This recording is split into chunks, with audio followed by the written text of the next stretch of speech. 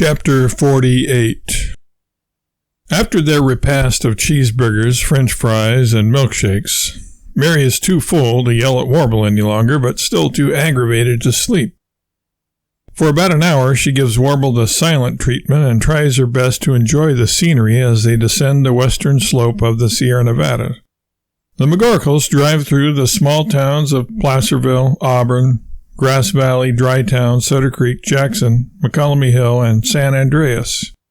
In spite of herself, Mary is dwelling on Warble's mention of having another plan.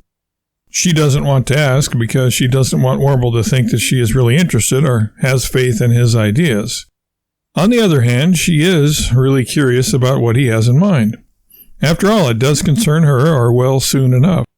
She has a right to know, she concludes, so, with a sigh and a look of exasperation, she reluctantly asks, her voice saturated with sarcasm and resentment. "So, Warble, you acme, apex, and pinnacle of genius, what is this great plan of yours?"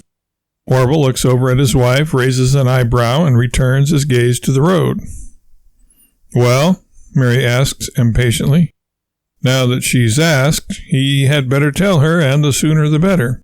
"I didn't say it was great, Mary," Warble begins calmly.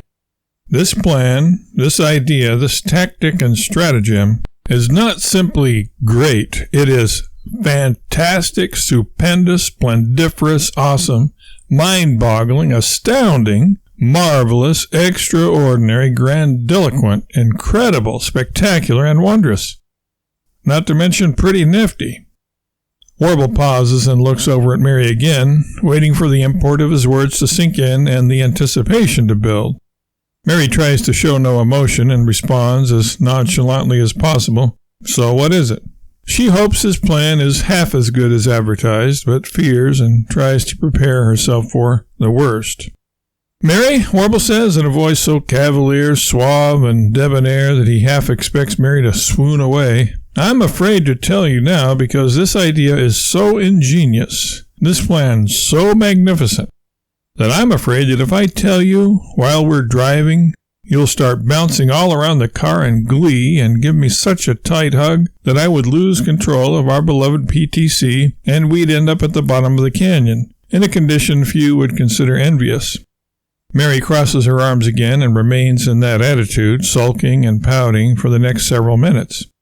When they get to Angel's Camp, nestled at the midpoint of Highway 49 in California's Gold Rush country, Warble knows he has found the perfect spot for the next chapter in his adventure, the next episode in the epic that is the life of Warble Poundcake McGorkle. Warble and Mary get a room at the Angels Hotel on Main Street, which is the spot Warble has chosen as the staging point of his great unveiling.